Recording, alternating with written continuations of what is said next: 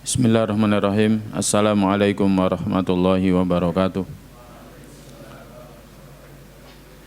Innal hamdalillah nahmadullah wa nasta'inuhu wa nastaghfiruhu wa nastahdi wa na'udzu billahi min syururi anfusina wa min sayyiati a'malina may yahdihillahu fala mudhillalah wa may yudlilhu fala hadiyalah.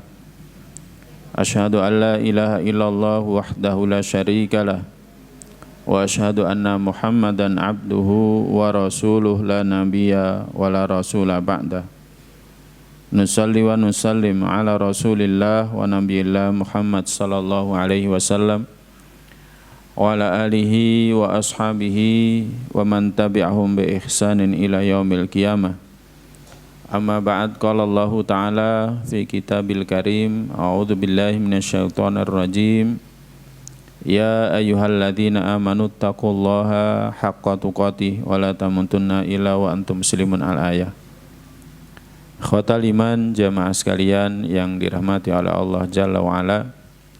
Alhamdulillah, kita muji syukur kepada Allah Jalla wa Ala karena untuk yang kesekian kalinya Allah masih memberikan kepada kita taufiknya agar kita senantiasa meningkatkan iman dan ketakwaan kita kepadanya.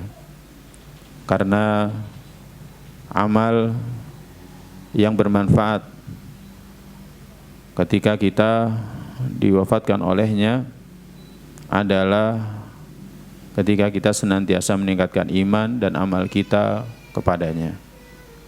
Allah berfirman dalam surat Al-Asr, wal asri innal insana lafi khusrin.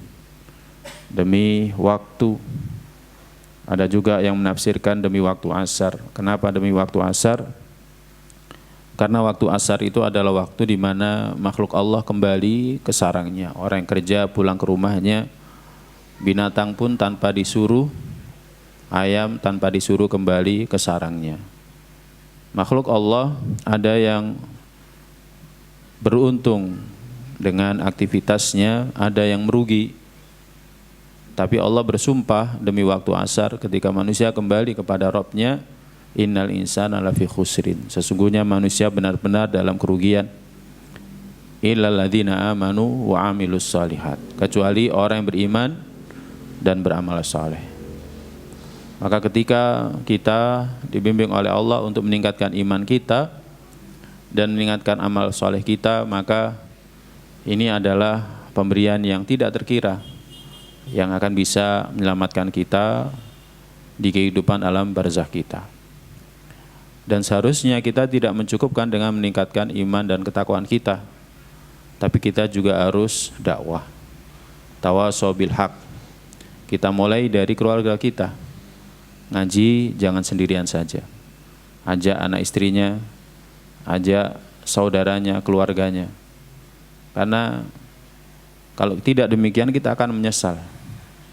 Di antara yang diminta oleh orang yang meninggal dan dia berhasil melewati fitnah kubur, dia berhasil menjawab pertanyaan malaikat penjaga kubur, adalah mereka meminta, dalam sebagian riwayat disebutkan, ya Rabbi arji ila ahli kama qala, wahai Rabbku, berikan perkenan aku kembali kepada keluarga aku untuk memberitahukan kepada mereka. Jadi memberitahukan kepada mereka tentang nikmat kubur. Maka agar kita tidak menyesal dalam kehidupan dunia, kita pun juga harus senantiasa dakwah, ngajak keluarga kita, orang tua kita, anak istri kita, adik-adik kita, saudara kita, untuk senantiasa berilmu dan beramal, beriman dan beramal. Dan semuanya harus kita lakukan dengan sabar.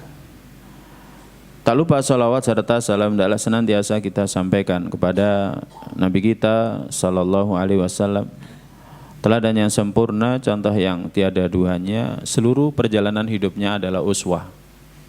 Seluruh perjalanan hidupnya adalah teladan. Yang adalah kita mengikutinya, kita menaatinya.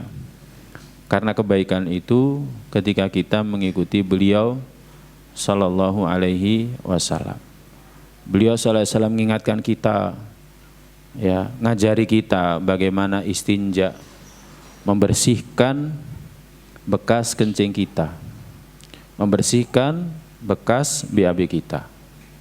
Tujuannya apa? Agar nanti kita di kubur kita tidak disiksa.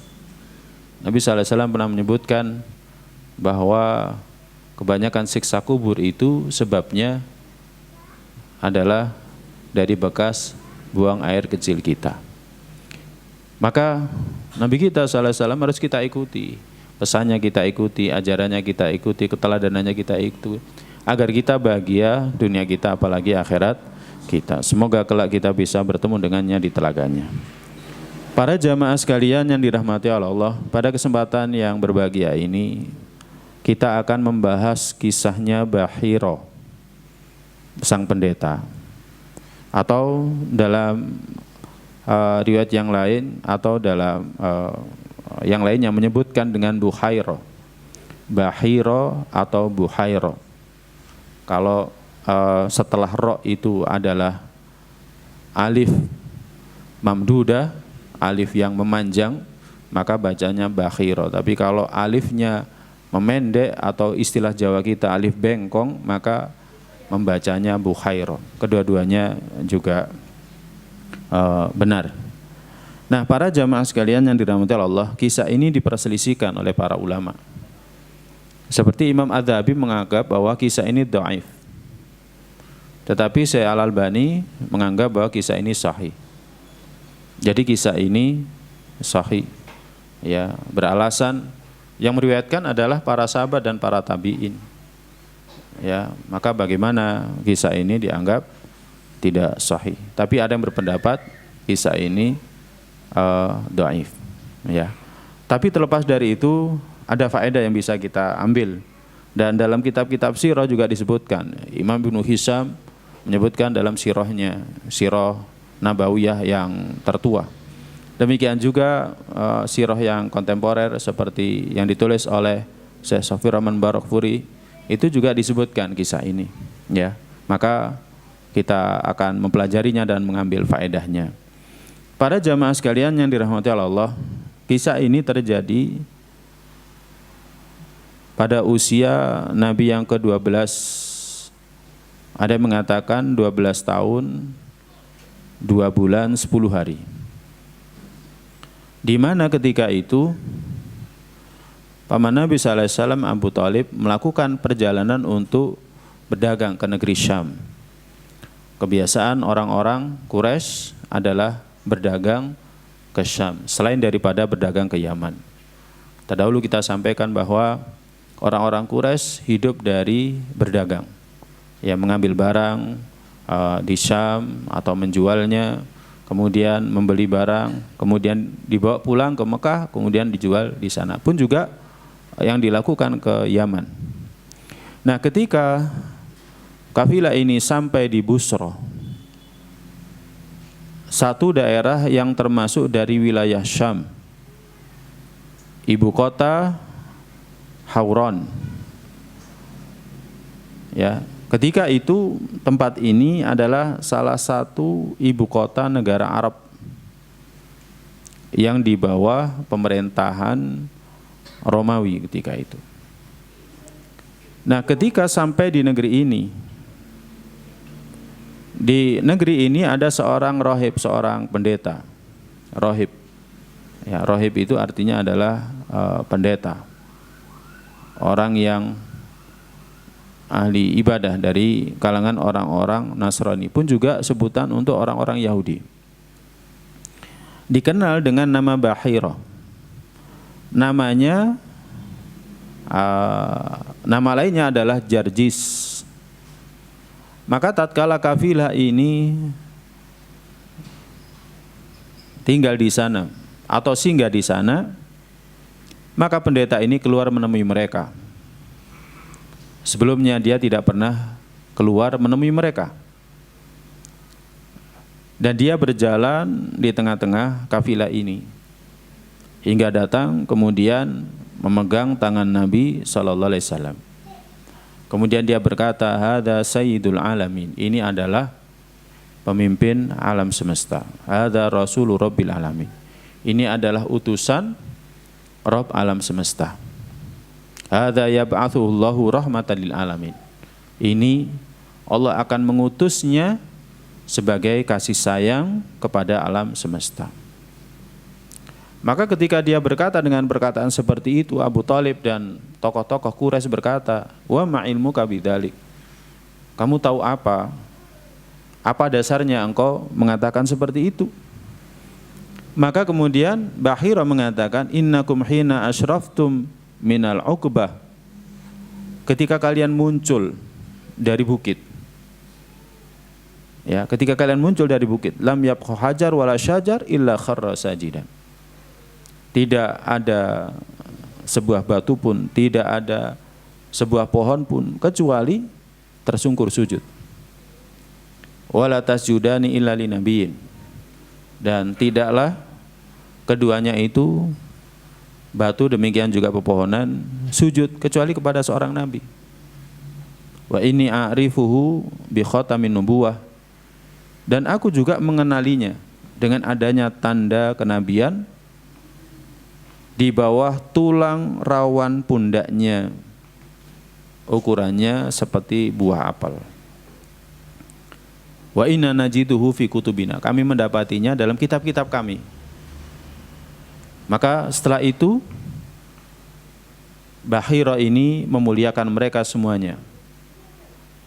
Dan kemudian minta kepada Abu Thalib untuk membawanya pulang, mengembalikannya.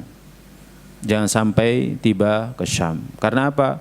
Khawatir kepada orang-orang Romawi dan orang-orang Yahudi. Maka kemudian Nabi sallallahu alaihi wasallam pun mengutus para pembantunya, budaknya untuk membawa kembali Nabi sallallahu alaihi wasallam ke Mekah.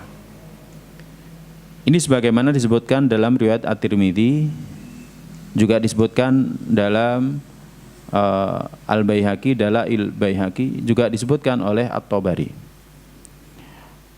Adapun dalam Ibnu Hisham, dalam sirah Ibnu Hisham itu disebutkan lebih detail.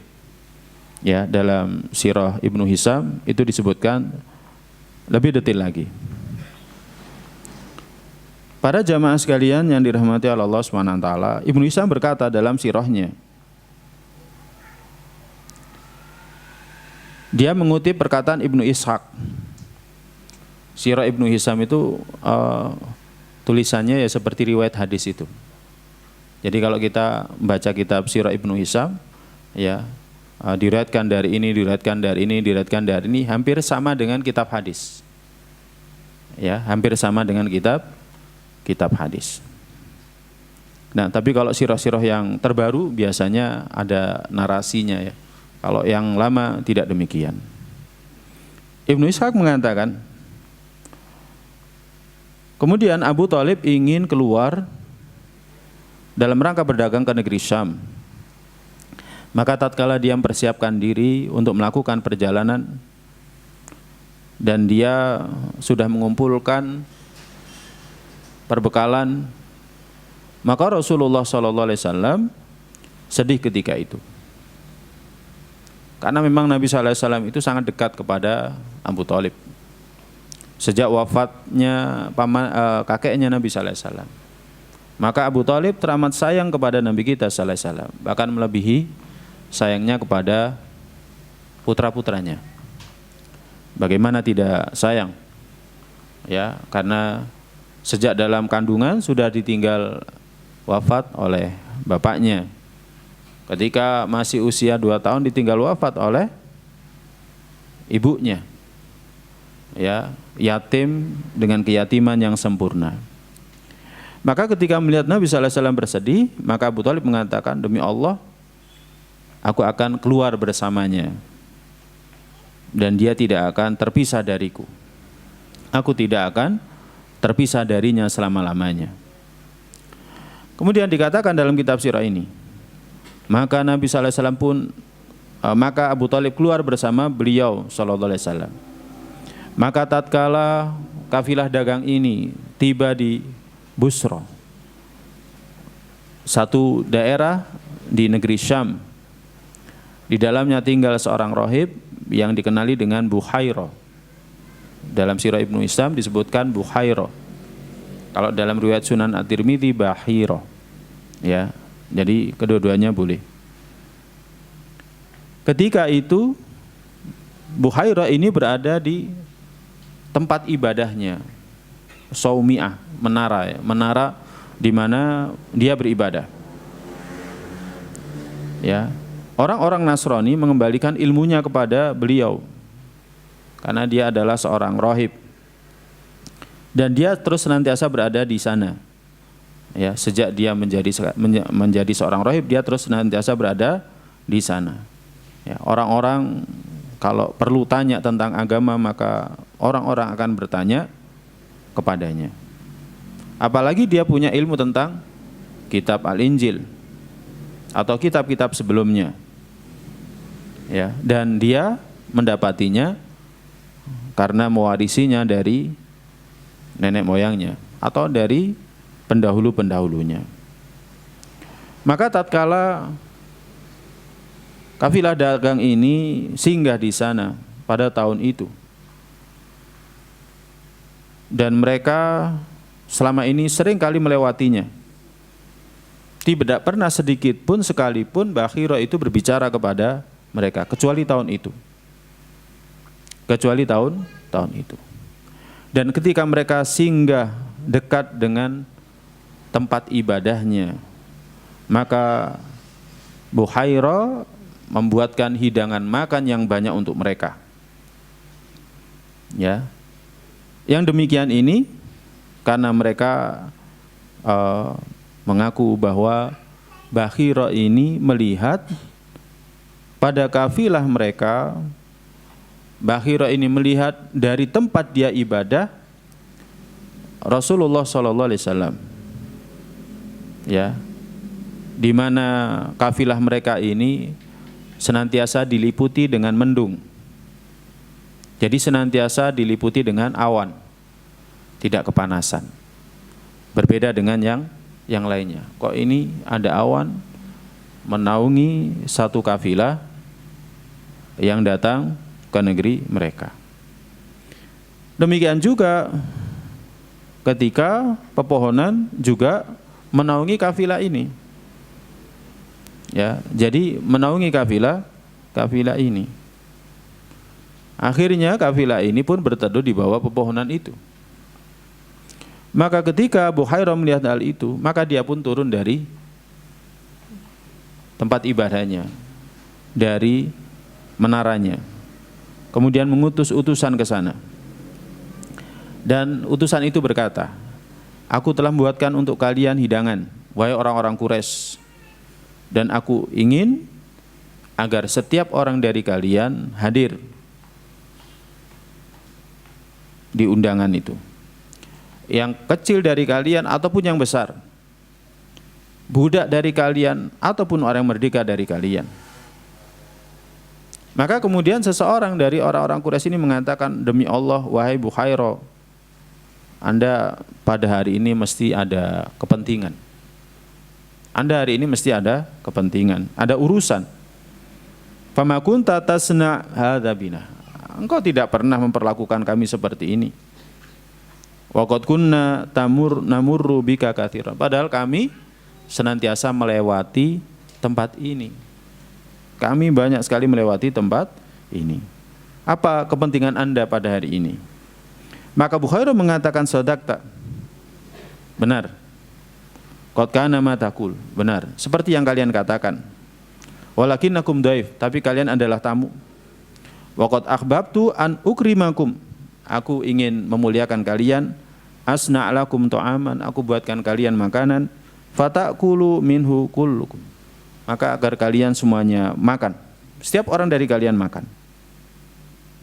Akhirnya orang-orang Quraisy pun berkumpul memenuhi undangan daripada Buhairah. Tetapi Nabi SAW ditinggal. Ya kan? Ditinggal. Kenapa? Karena masih anak-anak, masih kecil. Ya. Jadi tinggal bersama dengan tunggangan mereka, harta mereka di bawah pohon. Ya, kadang kan kalau ada undangan besar seperti ini kan anak-anak ditinggal, nggak usah ikut. Ya, kita ada undangan apa nggak usah ikut. Ya, anak-anak kita tinggal di rumah. Ya, nanti malu-maluin saja, kan seperti itu kadang. Ya, nah, maka tatkala Buhairah melihat pada diri orang-orang yang hadir, dia tidak melihat sifat yang dia inginkan. Ya. Dia tidak melihat sifat yang dia inginkan. Akhirnya dia berkata, wahai orang-orang Quraisy, la yatakhallafanna ahadum minkum ala an ta'ami. Jangan sampai ada seorang pun yang tidak ikut jamuanku.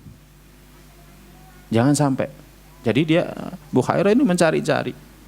Ya, mencari-cari orang yang terindikasi sebagai seorang nabi. Ya, tapi dia nggak ketemu, sifatnya nggak ketemu. Maka Buhairah mengatakan, wahai orang-orang Quraisy, jangan sampai ada seorang pun dari kalian yang tidak mengikuti jamuanku. Maka mereka mengatakan, ya Buhairah, ma takhallafa anka ahad yambaghi lahu ayatiyaka illa ghulam. Wahai Buhairah, tidak ada seorang pun yang tersisa yang semestinya layak untuk menghadiri jamuanmu kecuali hanya seorang anak. Ya, jadi nggak ada yang tersisa untuk mengikuti jamuan, yang layak mendatangi menghadiri jamuanmu kecuali hanya seorang anak. Ya, Nabi sallallahu alaihi wasallam seorang anak ketika itu. Wa huwa ahdatsul qaumi sinnan. Dia orangnya masih belum berumur, ya. Umurnya masih baru. Ya, fatakhallafa fi rikhalim. Jadi dia berada bersama dengan perbekalan atau barang kita. Maka Buhairah mengatakan la taf'alu ud'uhu. Jangan lakukan, panggil dia. Ya kan? Panggil dia. Wal yahdhur hadza tu'am ma'akum. Hendaklah dia hadir dalam jamuan ini bersama dengan kalian.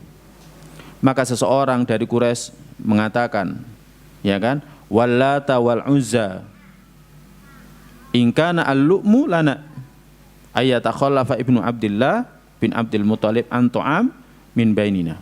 Demi Lata dan Uzza, celaka kita. Ya kan?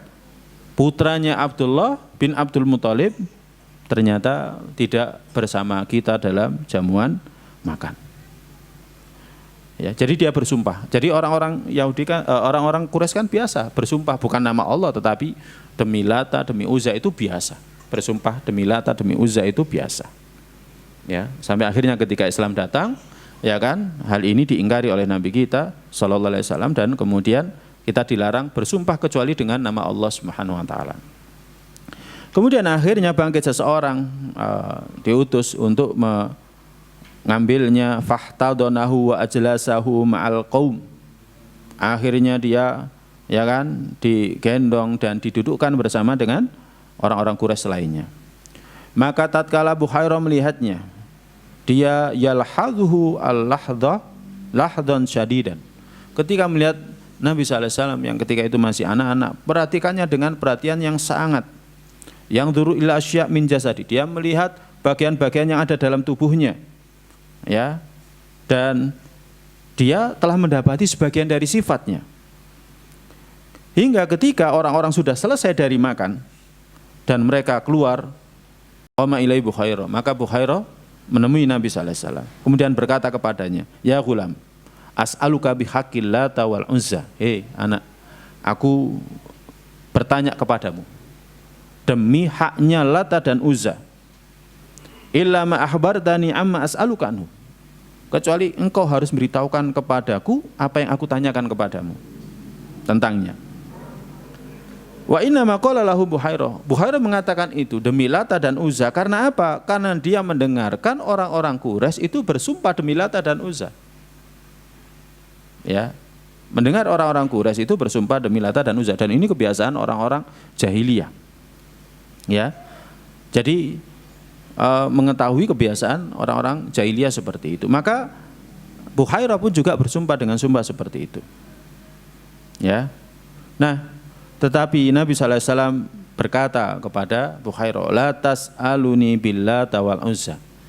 Jangan engkau tanya kepadaku, ya kan, dengan sumpah demi Lata dan Uzza. Fa wallahi ma abghadtu syai'an qattu bughdahuma. Demi Allah, aku tidak pernah marah, ya, dengan sesuatu melebihi marahku mendengarkan keduanya. Jadi Nabi kita sallallahu alaihi wasallam, dan ini memang yang disebutkan oleh para ulama sirah, Nabi sallallahu alaihi wasallam itu sedari kecil itu memang tidak suka ada orang bersumpah demi Lata dan Uzza. Jadi fitrahnya demikian, dan memang Allah desain Nabi kita sallallahu alaihi wasallam demikian. Jadi memang dari kecil Nabi sallallahu alaihi wasallam itu benci kepada Lata Uzza. Dan kalau ada orang bersumpah demi Lata dan Uzza, Nabi sallallahu alaihi wasallam benci, mesti akan meninggalkannya. Ya. Maka Bukhairah berkata, "Fabillahi illa ma akhbartani amma as'aluka anhu." Demi Allah. Ya kan? Kecuali engkau harus beritahukan kepadaku apa yang aku tanyakan kepadamu. Maka Nabi sallallahu alaihi wasallam bersabda, "Salni amma badalakas." Tanyakan kepadaku apa yang engkau ingin tanyakan. Maka kemudian Bukhairah bertanya, ya kan, dengan berbagai macam pertanyaannya tentang tidurnya, tentang penampilannya dan banyak hal. Dan Nabi sallallahu alaihi wasallam memberitahukan. Dan ternyata jawaban Nabi sallallahu alaihi wasallam itu bertepatan dengan apa yang Bukhairah ketahui tentang sifat Nabi terakhir. Ya. Kemudian melihat ke punggungnya, maka dia melihat tanda nubuwah, ya, di antara dua pundaknya. Jadi di antara dua pundaknya. Ibnu Isa mengatakan tanda kenabian ini seperti bekas bekam. Ya, jadi seperti bekas bekam, ya, seukuran buah apel. Ya, tandanya seperti itu. Loh, kok ini ada ini? Ya. Nah, berarti dia benar-benar seorang nabi. Ibnu Ishaq mengatakan maka tatkala Bukhairah telah selesai, ya, memeriksa, bertanya dan kemudian memeriksa Nabi kita sallallahu alaihi wasallam, maka dia menemui pamannya Nabi sallallahu alaihi wasallam, yakni Abu Thalib. Bukhairah berkata kepadanya, "Ma hadzal ghulam minka?" Anak ini bagi Anda itu apa Anda?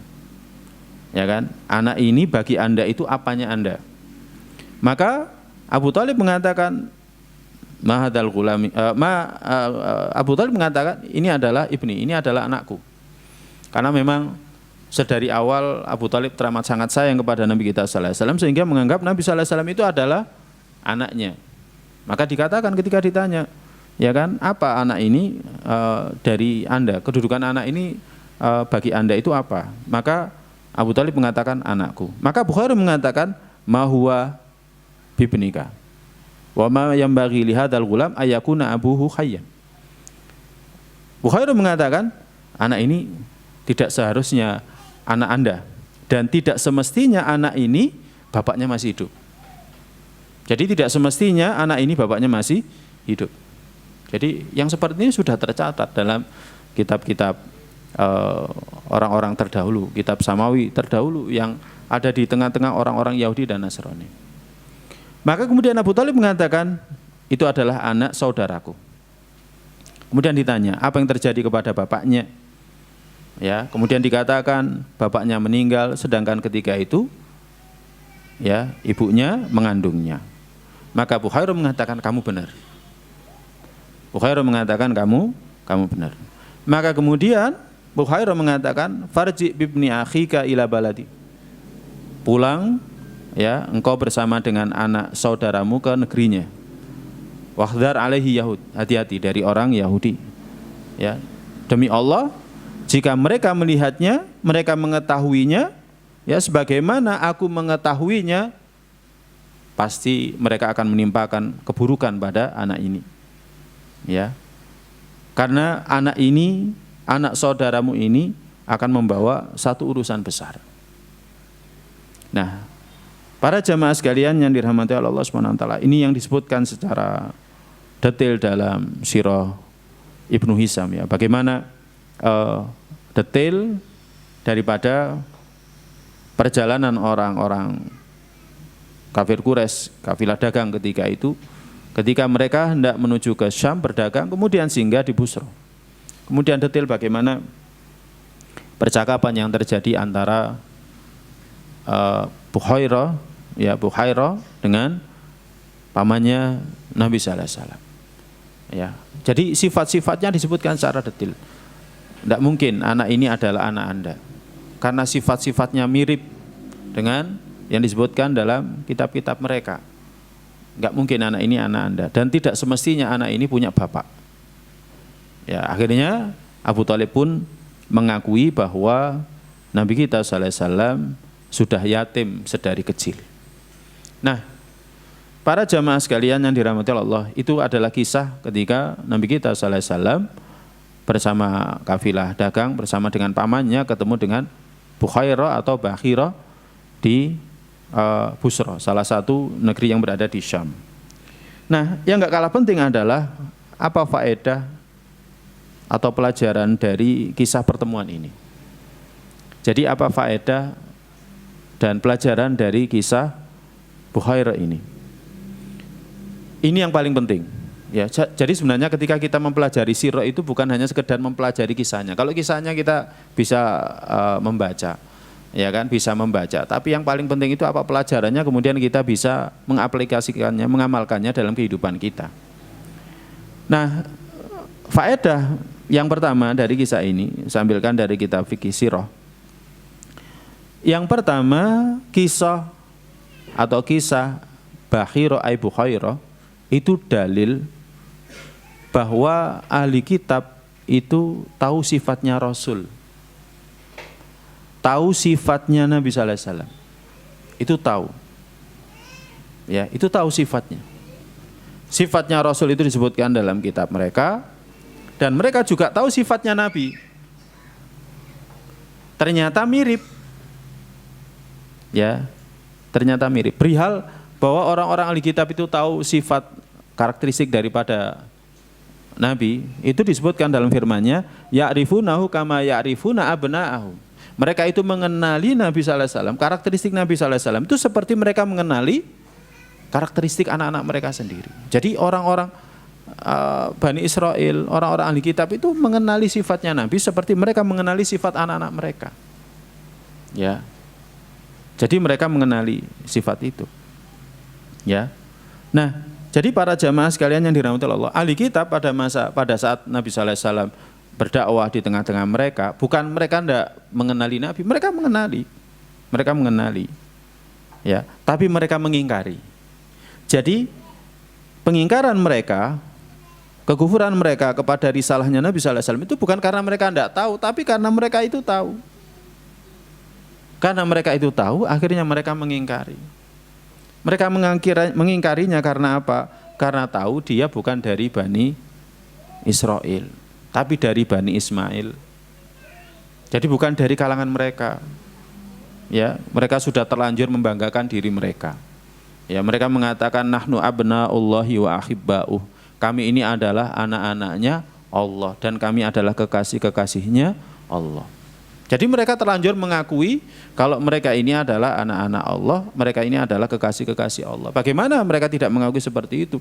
Karena mayoritas para nabi, para rasul itu diutus di kalangan Bani Israel.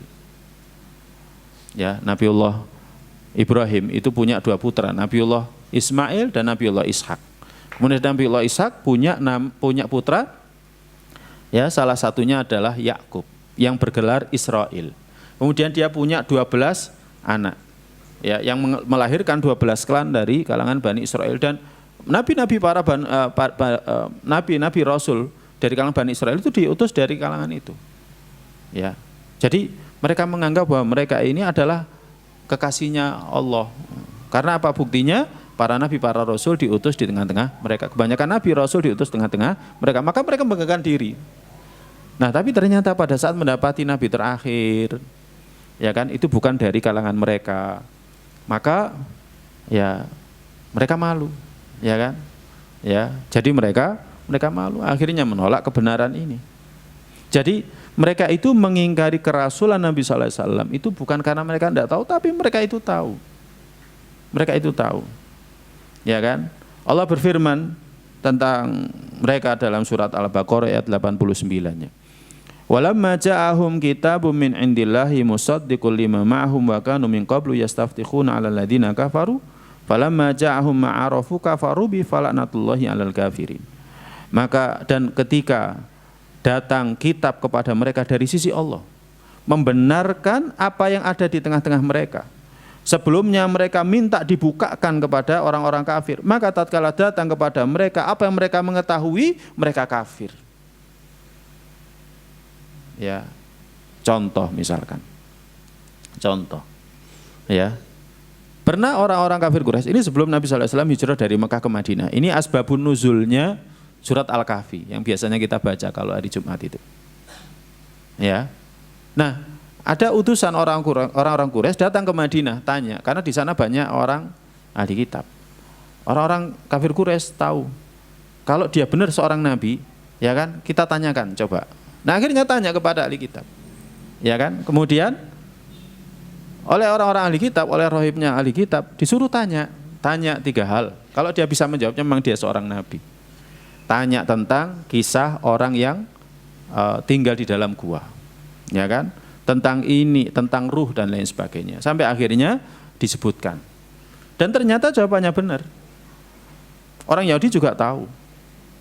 Orang Yahudi juga tahu. Nah, maka para jamaah sekalian yang dirahmati oleh Allah, ini menunjukkan bahwa orang ahli kitab itu tahu. Orang ahli kitab itu tahu kalau Nabi sallallahu alaihi wasallam itu adalah nabi terakhir. Tapi karena mereka tahu bahwa Nabi sallallahu alaihi wasallam adalah nabi terakhir dan mereka tidak mengikutinya, akhirnya mereka mendapatkan laknat. Sudah tahu dalam kitab suci mereka juga disebutkan, mereka juga membenarkan, ya kan? Tapi mereka tetap kafir. Kita jangan sampai seperti ini. Kalau sudah tahu kebenaran langsung ikuti. Para jamaah kalau mengkaji pembahasan adab bersin ya. Misalkan baca dalam kitab Riyadhus Shalihin itu disebutkan. Ada hadis yang menyebutkan orang Yahudi itu kalau bersin itu akan mendekat ke Nabi. Jadi mereka itu kalau bersin itu pengen mendekat ke Nabi. Jadi kalau bersin pengen mendekat ke Nabi. Tujuannya apa? Agar dapat doanya Nabi. Agar dapat doanya Nabi. Agar didoakan oleh Nabi sallallahu alaihi wasallam. Karena Nabi sallallahu alaihi wasallam kan mengajari kita semuanya orang-orang beriman. Kalau bersin ya dan bersinnya kedengaran, kemudian dia mengucapkan alhamdulillah, maka sangat dianjurkan bagi kita untuk mendoakan dia, yarhamukallah. Kemudian kalau kita sudah mendoakan yarhamukallah, maka yang bersin ini mendoakan yahdikumullahu wa yuslihu balakum. Semoga Allah memberimu hidayah dan memperbaiki urusanmu.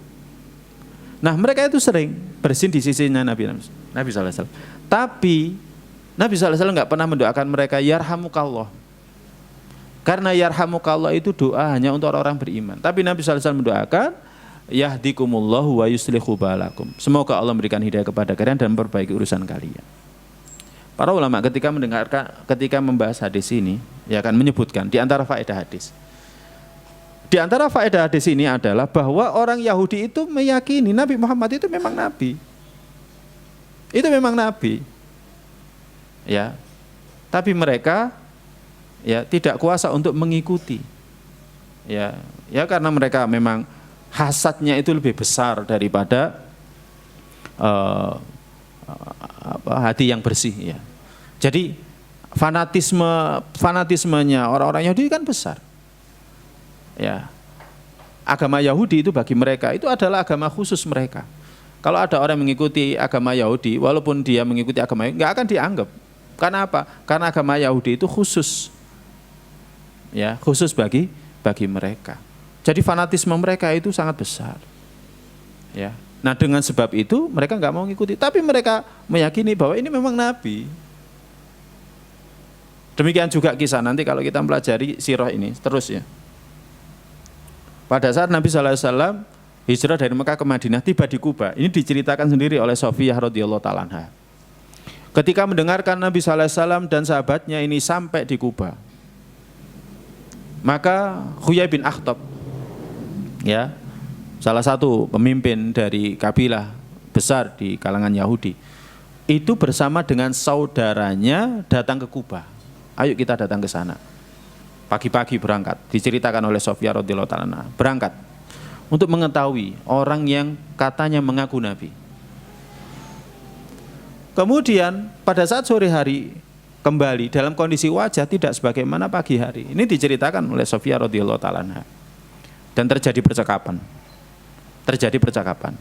Ya kan, yang disampaikan oleh Sofia radhiyallahu taala anha diriwayatkan oleh beliau radhiyallahu taala anha, maka pamannya Sofia berkata kepada bapaknya, "Ahu, apakah dia nabi itu?" Apakah dia nabi? Maka bapaknya mengatakan, "Iya." Kemudian bagaimana sikap kita? Apa jawaban bapaknya? Ada waktu abadan, kita akan musuhi selama-lamanya. Nah, dia meyakini bahwa itu nabi. Nabi yang dimaksud dalam kitab suci mereka. Tapi dia mengatakan ada waktu abadan, musuhi selama-lamanya. Ya, maka kita jangan sampai bersifat dengan sifat seperti ini. Kalau kita senantiasa membaca suratul Fatihah, ihdinas siratal mustaqim, siratal ladzina an'amta 'alaihim ghairil maghdub. Tunjukilah kepada kami jalan yang lurus, jalan orang telah Engkau berikan nikmat atasnya, bukan jalan orang-orang yang Kau murkai. Siapa orang dimurkai itu? Para ulama tafsir mengatakan orang Bani Israel. Bagaimana sifatnya? Punya ilmu tapi tidak mengamalkan ilmunya. Ya kan? Sudah tahu itu al-haq tapi tidak mengamalkan al-haq. Sudah tahu itu sunnah, kita tidak mengamalkan as-sunnah, bahkan membenci. Itu jangan sampai seperti itu. Nah, ini para jamaah.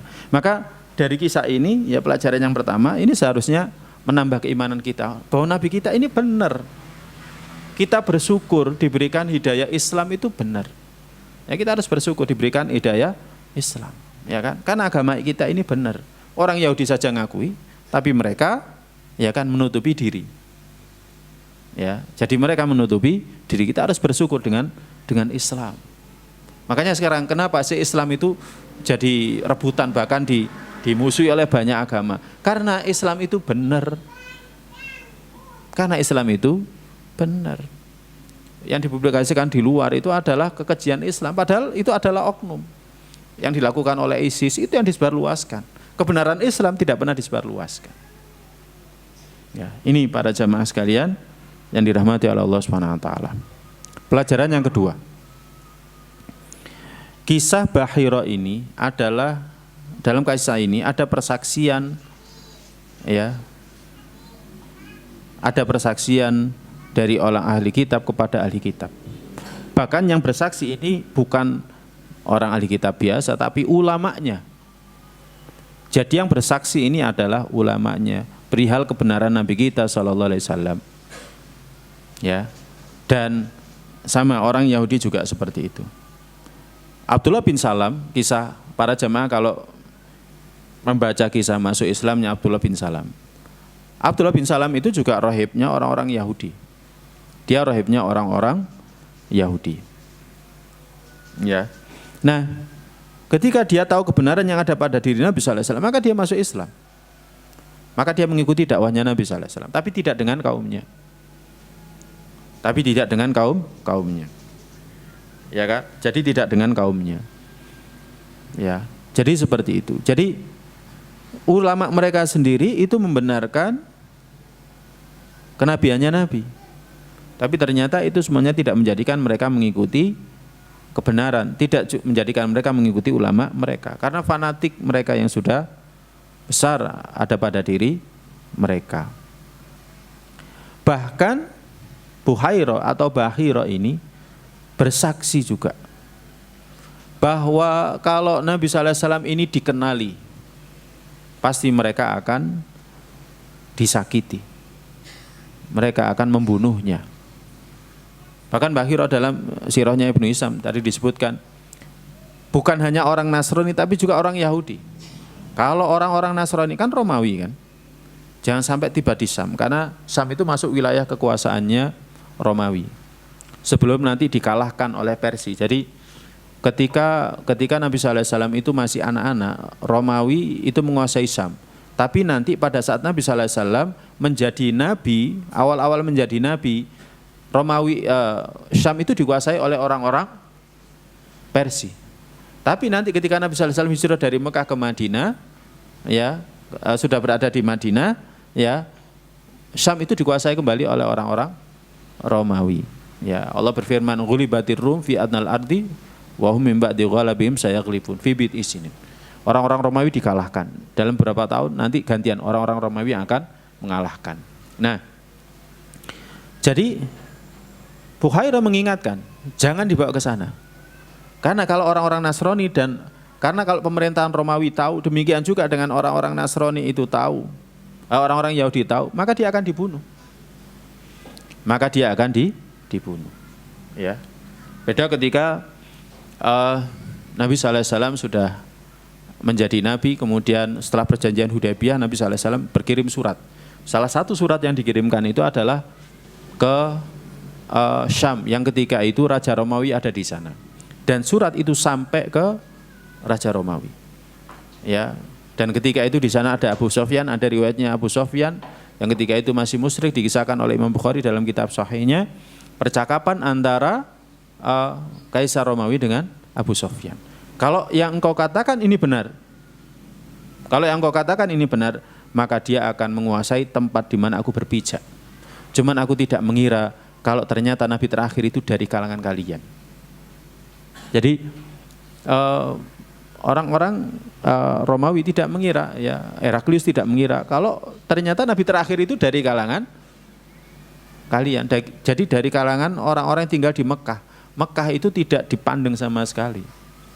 Ya, tidak dipandang karena apa? Enggak produktif, daerah sana itu enggak produktif. Jadi mau menguasai juga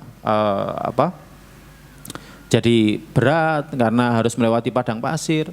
Kemudian apa yang mau dikuasai dari negeri itu dan lain sebagainya. Ya. Dan penduduknya itu sibuk perang antar mereka sendiri. Jadi enggak diperhatikan oleh dua negara adidaya, enggak diperhatikan oleh Persia sama Romawi, enggak diperhatikan. Cuman ketika terjadi penghancuran pasukan bergajah, ya kan, orang-orang sempat memikir ke sana, ini ada apa?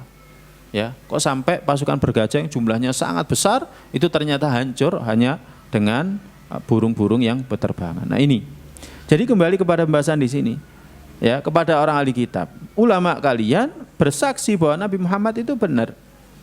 Bahkan, ya kan, para ulama mereka juga bersaksi bahwa kalian pasti akan memusuhinya. Ya, dan ini menunjukkan bahwa Nabi sallallahu alaihi wasallam al-haq. Jadi Nabi sallallahu alaihi wasallam itu hak, benar. Ya.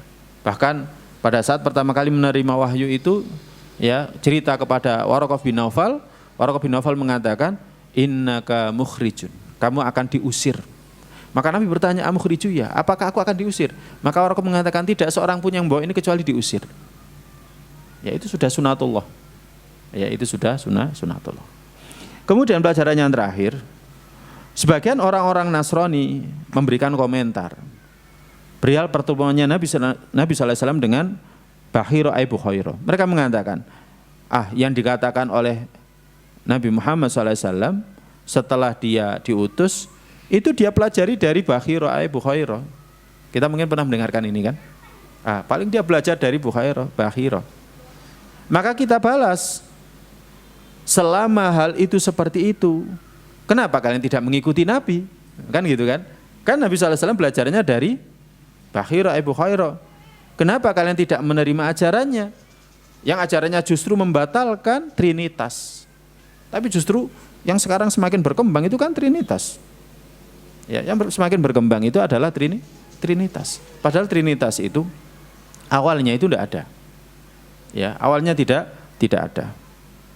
Ya, jadi baru ada Trinitas itu, ya, pertengahan antara masanya Nabiullah Isa alaihissalam dengan masanya Nabi sallallahu alaihi wasallam. Dan ketika awal ada Trinitas itu ditentang oleh orang-orang Nasrani, itu ditentang. Sampai akhirnya ketika agama Nasrani itu terus berkembang, itu kan, sampai ke Romawi. Di Romawi ketika itu ada legenda, ya, legenda yang menyebar luas di tengah-tengah mereka. Ya kan, ada namanya dewa yang menghamili wanita dari penduduk bumi, dari kalangan manusia. Kemudian lahirlah manusia setengah dewa. Nah, mereka nggak bisa menerima logika itu. Sampai akhirnya harus dipaksakan. Ya, yang namanya Hercules itu dipaksakan masuk ke dalam agama Nasrani. Oh, berarti namanya Isa ini juga seperti itu, seperti Hercules itu. Karena dia punya keahlian sebagaimana keahlian, ya, yang dimiliki oleh Hercules. Jadi baru masuk akal. Ya, dan ketika itu berkembang ilmu filsafat. Nggak bisa menjawab logika bagaimana seorang wanita bisa mengandung tanpa adanya suami yang menghamilinya, kemudian lahirlah seorang manusia. Nggak bisa menerima. Nah, jadi seperti itu, baru ketika itu terjadi. Nah, para jamaah, kalau kalian misalkan, nah kita katakan kepada orang-orang Nasara, kalau kalian mengatakan, menuduh bahwa Nabi SAW belajar dari Bukhair Bakhiro, kenapa kalian nggak ngikuti Nabi? Yang Nabi SAW menentang Trinitas. Ya kan, Nabi SAW menentang Trinitas. Nah ini, ya, ini. Nah ini para jamaah sekalian yang dirahmati oleh Allah SWT, bantahan kepada orang-orang Nasrani yang menuduh bahwa Nabi SAW belajar dari Bakhir ataupun Bukhair. Nah, ini diantara pelajaran faedah penting dari kisah pertemuan Nabi SAW dengan pendeta Bakhir. Yang jelas dengan adanya kisah ini kita semakin mengimani bahwa Nabi kita itu benar, bahwa Nabi kita SAW benar. Dan para sahabat terdahulu, ya, iman mereka itu meningkat dengan adanya hal-hal seperti ini, kisah ini. Kemudian mereka melihat Nabi SAW menunjukkan mukjizat. Nabi SAW diberikan mukjizat, banyak sekali mukjizat. Mereka semakin bertambah iman mereka kepada Nabi SAW. Kita yang masanya jauh dari masa Nabi SAW, bagaimana kita nambah iman kita? Di antaranya adalah dengan mengkaji ini, mengkaji sunnahnya. Ya kan, apalagi pada masa sekarang juga berkembang ilmu pengetahuan dan teknologi, dan ternyata banyak sekali ajaran Nabi SAW itu yang dibenarkan. Maka dengan ini iman kita semakin meningkat. Maka jangan ragu-ragu kalau mempelajari sunnah Nabi dan mengamalkannya, karena Nabi itu benar. Nah itu, ya, mungkin kita berpikir apa sih pembahasan kisahnya Bakhiro, gini saja kok dibahas. Tapi sebenarnya ada pelajaran penting di sana, bagaimana iman kita bertambah. Kalau iman kita bertambah, nggak ragu-ragu mengikuti Nabi kita sallallahu alaihi wasallam. Ya jangan sampai ragu-ragu.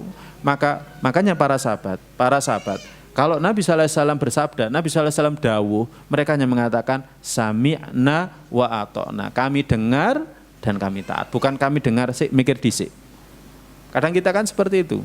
Ya ada sunnah Nabi apa, misalkan Nabi SAW menganjurkan untuk memanjangkan jenggotnya, sik mikir dhisik, iki penggaweanku iki, ya kan, sangat menentukan iki. Kalau misalkan tak panjangkan jenggotku, kira-kira saya nanti dipecat enggak gitu. Nah kayak gitu kan, kita masih mikir dulu, ya, kita masih mikir dulu. Masalah celana, ya, celana dipendekkan, ya kan. Masih mikir dulu, waduh nanti saya dituduh macam-macam dan lain sebagainya, ya kan, nanti bagaimana dengan pekerjaan saya. Walaupun itu sebenarnya khilaf, ya, kalau Imam Nawawi memakruhkan, tapi ada yang mengharamkan. Jadi isbal itu ada yang mengharamkan. Kalau Imam Nawawi memakruhkan, ya, dalam kitabnya Riyadhus Shalihin beliau menyebutkan kalau isbal itu makruh, ya, maka yang mazhab Syafi'i seharusnya belajar, ya, belajar dari itu semuanya.